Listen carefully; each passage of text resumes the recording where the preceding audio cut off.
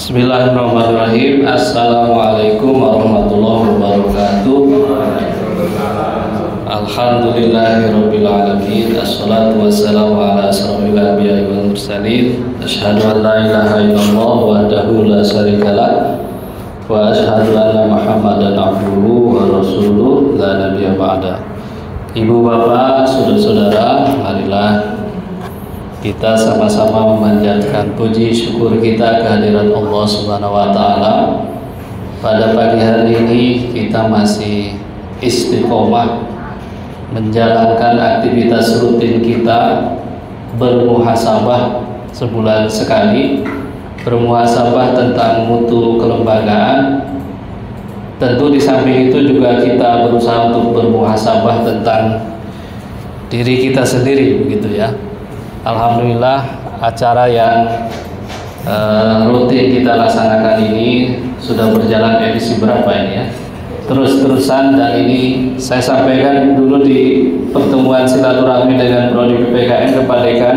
Ini yang jadi barangkali jadi contoh bagi kita bagaimana kita menjaga kegiatan rutin itu ada atau tidak ada, banyak atau tidak pesertanya, tapi kegiatan itu tetap dapat berjalan. Mudah-mudahan melalui muhasabah mutu ini nanti kita mendapatkan banyak pencerahan, banyak hikmah yang dapat kita gunakan sebagai dasar perbaikan kita ke depan. Sholawat teriring salam mudah-mudahan senantiasa terlimpah curahkan kepada Nabi Muhammad SAW, kepada keluarganya, kepada sahabatnya, serta mudah-mudahan kita dijadikan sebagai umatnya yang kelak mendapatkan syafaatnya di yaumil akhir.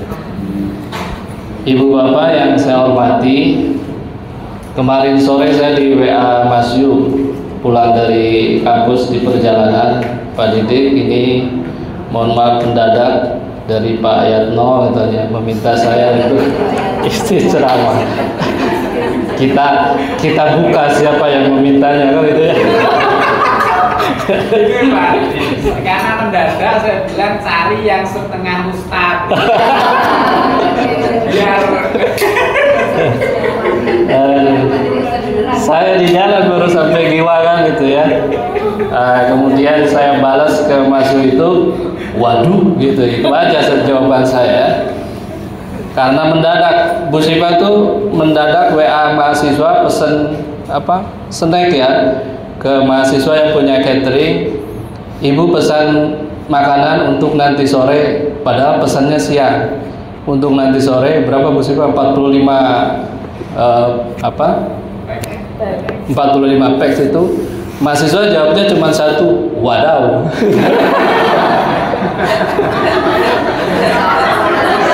Cuman itu aja. Nah, saya ngikuti mahasiswanya. Karena mendadak saya jawab, waduh. Dan setelah itu saya kemana-mana kepikiran apa yang mesti saya sampaikan, begitu ya. Mau ceramah agama, kata Pak Rudi kemarin, kalau ceramah agama di hadapan Bapak Ibu Kaprodi, Sekrodi, Pak Dekan, Wakil Dekan di FKIP itu ya istilahnya nguyahi segoro ya, ngasih garam di lautan. Tetapi saya teringat begini Bapak Ibu, nggak apa-apa nanti nggak runut ya. Beberapa waktu yang lalu, kurang lebih 6 atau 7 hari yang lalu ya, 1 minggu yang lalu, di platform X di Twitter itu rame ada tagar hashtag jangan jadi guru. Kemudian jangan jadi dosen, 2 hashtag itu rame sekali. Apa yang memicunya? Yang memicunya sebenarnya ada satu tweet yang bicara tentang kita itu kekurangan dosen loh, gitu. Ada pernyataan begitu. Mungkin turunan dari debat capres kemarin ya. Kita itu kekurangan dosen loh. Nah, kemudian ada yang mengomentari dosen ITB. Kalau yang menyampaikan itu dosen, saya belum setuju, belum percaya. Saya menunggu pernyataan resmi dari penyelenggara pemerintahan. Saya nunggu presiden atau menteri pendidikan yang menyampaikan bahwa kita kekurangan dosen. Kemudian ada yang menjawab, ini loh datanya, kita kekurangan dosen, kita kekurangan guru, 1.300.000-an yang dibutuhkan guru di seluruh Indonesia. Nah, ternyata kekurangan itu kemudian dibalas dengan, kalau begitu mari kita mulai diskusi kita ini dengan tagar jangan jadi guru, jangan jadi dosen. Spill katanya, tunjukkan gajimu, gitu ya, kwitansi atau apa, bukti slip gaji, kwitansi ya, slip gaji, tunjukkan slip gajimu. Dan di Twitter itu ramai sekali Bapak Ibu menyampaikan inilah slip gajiku gitu selama jadi guru honorer dan sebagainya. Dan sebagian besar itu menyampaikan penghormatan, penghargaan pemerintah kepada profesi guru itu masih sangat rendah. Jadi kesejahteraan guru masih sangat rendah. Itu banyak yang diungkapkan di sana. Ada juga yang menceritakan, saya memilih untuk keluar dari profesi guru, ya, di samping karena satu masalah pendapatan, kesejahteraan. Yang kedua karena ini bukan pilihan saya. Jadi menjadi guru itu bukan pilihan dirinya sendiri. Dia menjadi guru itu karena terpaksa. Kalau Pak Irut kemarin itu menyampaikan ada yang sudah jadi dokter, kemudian hanya menyampaikan ijazah dokternya itu kepada orang tuanya, kemudian dia milih kuliah lagi sesuai dengan passionnya gitu ya. Nah ini juga ternyata banyak yang mengungkapkan seperti itu. Karena itu kita tidak kaget misalnya kemarin laporan dari PPG menyampaikan lulusan PPG itu ternyata tidak 100% menjadi guru gitu ya, akan berprofesi sebagai guru, tidak 100%. Nah, jadi niatnya saja sudah lain gitu ya. Memang bukan cita-cita, dan itu juga yang kemudian menjadi tantangan kita. Ini bagian dari muhasabahnya ya. Tantangan kita di FKIP, bagaimana kita mencari mahasiswa, dan ternyata mahasiswa itu memilih FKIP itu tidak sebagian besar itu bukan pilihan yang pertama gitu ya. Kecuali PBO mungkin kemarin ya Bu Novi ya, PBO mahasiswa pertama itu memang pilihan pertamanya jadi guru, mantap sekali jadi guru. Nah itu nanti kita cerita Bu Novi ya, bagaimana caranya ya. Nah pilihan-pilihan yang kedua, pilihan yang ketiga, pilihan keempat, bahkan mungkin daripada tidak kuliah, sudahlah main ke Jogja, niatnya mau kuliah, cari-cari kampus di Jogja, sana kemarin nggak diterima, ya sudah di sini ada kampus. Kemudian memilihlah FKIP. Itu yang kami rasakan Bapak Ibu di PPKN.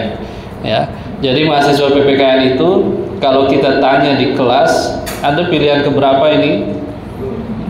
Jarang yang menyebutkan ini pilihan pertama Pak, saya mantap di PPKN. Jarang. Ada, tapi jarang. Nah, kebanyakannya dia jawab dengan senyum, ya pilihan kedua Pak, pilihan ketiga. Atau masih punya cita-cita, mungkin surveinya Pak Dekan ya, masih punya cita-cita melanjutkan di kampus lain. Ternyata banyak juga. Nah, itu yang perlu kita jaga agar mereka betah begitu ya menjadi mahasiswa kita. Itu Bapak Ibu yang pertama. Jadi ada tagar jangan jadi guru, jangan jadi dosen. Yang diungkap lebih banyak persoalan kesejahteraan, pendapatan. Ya mungkin karena orientasi kita masih orientasi perut begitu ya. Bahwa rezeki itu tidak selamanya diukur dari pendapatan, tetapi ya pendapatan itu indikator salah satu bahwa kita sejahtera kan begitu ya. Itu yang kemudian menjadi profesi guru menjadi tidak seksi lagi. Kemudian ya ditambah kebijakan-kebijakan pemerintah, saya kira yang juga sama-sama kita pahami membingungkan. Misalnya Bapak Ibu, belum lama ini ada berita bahwa kurikulum Merdeka itu ternyata baru akan uji coba gitu ya, uji publik gitu. Sesudah kita laksanakan beberapa tahun, ternyata kementerian itu baru meminta pendapat bagaimana dengan kurikulum Merdeka, baru uji publik. Itu kan Gimana gitu caranya gitu ya. Walaupun demikian, guru itu kan selalu menjadi isu yang seksi ya oleh para calon presiden dan calon wakil presiden. Ada yang menjanjikan 2 juta setiap bulan akan diberikan kepada guru, walaupun alasannya nggak pas. Ya, pasangan ini akan memberikan tambahan gaji 2 juta setiap guru. Karena apa? Karena pasangan ini akan membangun apartemen. Kok nggak pas gitu ya? Akan memberikan gaji 2 juta per bulan. Ini mohon direkam katanya. Nanti ditagih itu. Ya kalau jadi. Kayaknya jadi ya, kayaknya jadi. Nggak tahu ya. Pokoknya kayaknya jadi ya. Gimana caranya pokoknya jadi ya. Pokoknya sekarang upaya untuk menghadang agar tidak jadi itu dilunakkan tuh ya. Masuk jadi menteri kan begitu ya. Masuk jadi menteri, tarik. Jangan ikut-ikutan hak angket, begitu ya. Pokoknya nanti akan rame. Nah, itu harus ditagih nanti. Benar nggak 2 juta? Tapi sepertinya itu hanya janji politik saja ya. Nanti gimana perhitungannya segala macamnya. Tahun 2029. Makan gratis saja masih berdebat gitu ya, dari mana sumber dananya. Baik Bapak Ibu, itu yang pertama. Yang kedua, saya masih di Twitter 2 hari yang lalu itu ngikuti malam-malam tuh, malam-malam sampai setengah 10 sampai jam 10-an kalau tidak salah. Nah, ada space di Twitter kan, ada space ya. Jadi semacam apa ya, semacam podcast, semacam Zoom tapi hanya suara saja. Nah, yang menyelenggarakan ini agak nyerempet calon presiden, nggak apa-apa ya. Yang menyelenggarakan pendukungnya Pak Anies, ya, Anies Bubble.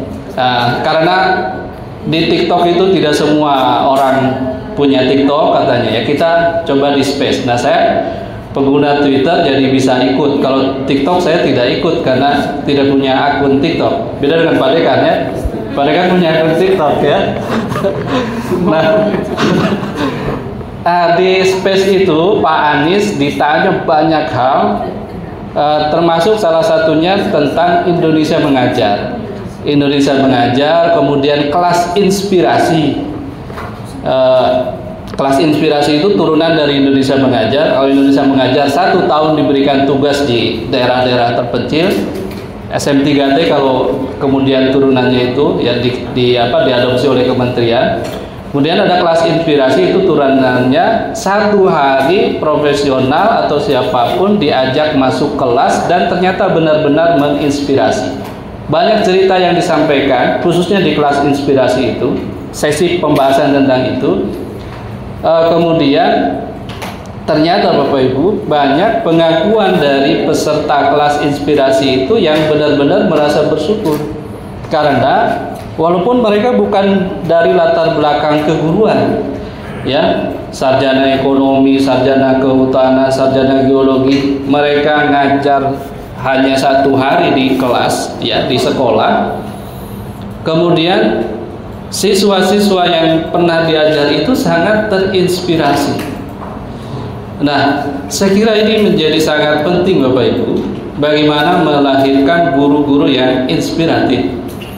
Di akhir itu disampaikan, kalau begitu peran guru itu penting ya Pak. Oh iya, penting sekali, apalagi guru yang menginspirasi. Satu waktu saya pernah tanya mahasiswa PPG, seperti pertanyaan Pak Dekan ya, kamu akan ingin dikenal nanti sebagai guru yang seperti apa? Saya ingin dikenal sebagai guru yang menyenangkan. Saya ingin dikenal sebagai guru yang humble. Saya ingin dikenal sebagai guru yang menggembirakan. Saya ingin dikenal sebagai guru yang lucu, yang entengan. Entengan ternyata muncul Pak Dekan ya. Guru yang entengan. Saya ingin dikenal sebagai guru penggerak Pak, katanya. Ada yang ikuti sebagai guru penggerak. Kemudian banyak hal, dan itu hal-hal yang berefleksi dari guru-guru mereka, dosen-dosen mereka dulu. Saya ingin seperti Bapak itu yang kalau ngajar ya menyenangkan dan lain sebagainya. Mereka terinspirasi seperti itu. Tetapi pada saat PPL Nah, Bapak Ibu yang jadi DPR mungkin merasakan. Kalau saya merasakan sendiri bagaimana mereka mengajar di kelas gitu ya.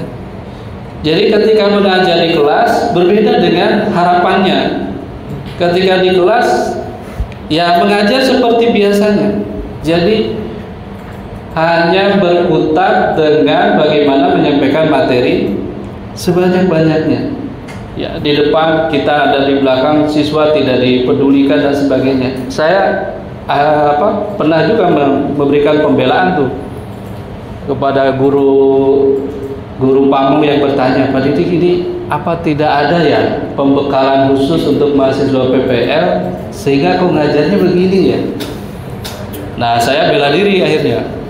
Betul Bu, di mata kuliah PPG itu memang tidak ada mata kuliah khusus yang menyiapkan mereka untuk terjun menjadi atau mempersiapkan diri praktek ngajar. Tidak ada kan? Yang ngajar PPG kan tidak ada. Semuanya mata kuliah umum. Siapa saja bisa mengaku. Oh begitu ya.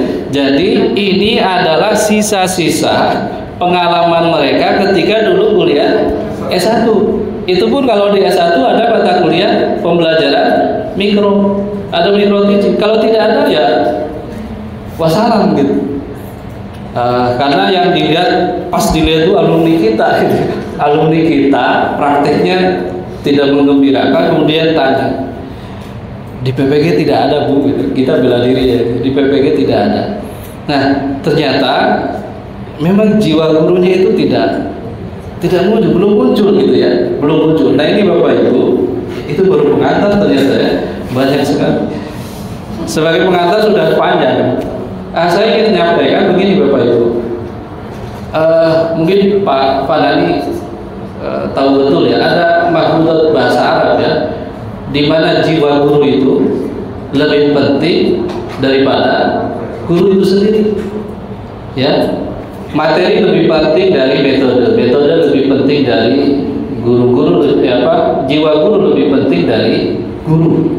Ada guru tapi tidak punya jiwa guru karena tadi latar belakangnya dia tidak ingin jadi guru, dia mungkin dipaksa jadi guru gitu ya, daripada tidak sama sekali, tidak kuliah sama sekali, akhirnya memilih jadi guru. Padahal tujuan didikan itu, tujuan guru mendidik itu harus dengan jiwanya dan dikembalikan lagi kepada hakikat kemanusiaan kita, tugas kemanusiaan kita di muka bumi ini. Ya, kita sama-sama tahu Bapak Ibu di dalam surat Az-Zariyat, ini baru ngajinya ini. Surat Az-Zariyat ayat ke-56. Bismillahirrahmanirrahim. Wa ma khalaqtul jinna wal insa illa liya'budun. Dan aku tidak menciptakan jin dan manusia melainkan supaya mereka mengabdi kepadaku. Nah, dari ayat ini kata Muhammad Nasir, saya ngutip dari Muhammad Nasir dalam bukunya Kapita Selecta itu, dia menyampaikan sejalan dengan surat Az-Zariyat ayat ke-56 itu, maka guru itu atau pendidik itu punya tugas yang sama, ya, yaitu mendidik itu adalah dalam rangka mengesahkan Allah, mentauhidkan Allah. Nah, bagaimana guru pendidik yang mampu sesuai dengan tujuan hidup manusia di dunia itu, ya perlu ada proses pendidikan yang terbaik. Nah, ini barangkali bagian dari muhasabahnya. Mari kita sama-sama kita merancang lembaga ini, menyelenggarakan pendidikan ini, terutama membekali para calon guru kita itu dengan segala macam kompetensi yang diperlukan sehingga tumbuh jiwa gurunya. Dan yang terpenting lagi, ini barangkali menjadi pembeda juga keunggulan kita, yaitu bahwa kita itu di FKIP, saya sampai buka website tadi lupa lagi, visi FKIP menjadi fakultas yang unggul, inovatif dan islami. Nah, islami di sini ternyata salah satunya yang perlu kita maknai adalah pendidikan yang sejalan tujuannya dengan tujuan kita hidup di dunia. Jadi pendidikan kita itu adalah pendidikan yang mengesahkan Allah, pendidikan yang mentauhidkan Allah, pendidikan yang mengajak, membimbing para mahasiswa agar dia punya jiwa guru dan kemudian dia menyampaikan itu sesuai dengan profesinya itu, mengajak para siswanya untuk sama-sama mengesahkan Allah. Tidak mudah katanya menjadi hamba Allah yang tadi, ya. Allah tidak menciptakan jin dan manusia melainkan supaya mereka mengabdi kepadaku itu, menjadi hamba Allah itu, karena dalam surat Fatir ayat ke-28, innama yakhsyallaha min ibadihil ulama. Sesungguhnya yang takut kepada Allah di antara hamba-hambanya hanyalah ulama, atau hanyalah yang mempunyai ilmu. Nah, sesungguhnya Allah Maha Perkasa lagi Maha Pengampun. Ibu bapak, ilmu itu menjadi sebagai satu syarat terpenting, ya, menjadi hamba Allah. Nah, bagaimana kita yang berkecimpung di dunia kependidikan melahirkan calon-calon guru itu untuk sama-sama kita mendidik calon guru itu agar dia betul-betul menjadi hamba Allah yang bertakwa, hamba Allah yang sebenar-benarnya sejalan dengan tujuan penciptaan manusia, jin dan manusia di muka bumi, yaitu semata-mata untuk beribadah kepada Allah Subhanahu wa taala. Saya kira itu Ibu Bapak yang dapat kami sampaikan. Ini tidak perlu, tetapi ada dari cerita tadi barangkali bisa dijadikan pelajaran ternyata pentingnya kita menjadi hamba yang menjadi hamba Allah yang bertakwa itu dengan ilmu, dan kita sebagai pendidik di lembaga kependidikan tenaga keguruan ini mudah-mudahan bisa menjalankan tugas amanah itu dengan baik. Dan terakhir, besok Ramadan sudah tanggal 11 ya, tanggal 11 itu sudah, walaupun potensinya beda ya Pak Dekan, yang lain 12, kita 11 ya. Tanggal 11 sudah masuk Ramadan, mari kita jadikan Ramadan itu menjadi bulan ilmu, bulan berbanyak ilmu, karena tadi ternyata orang yang berilmu itulah yang yang bisa menjadi hamba Allah yang sesungguhnya. Itu saja Ibu Bapak yang dapat kami sampaikan. Ada banyak salah, saya mohon maaf. Akhirul kalam. Assalamualaikum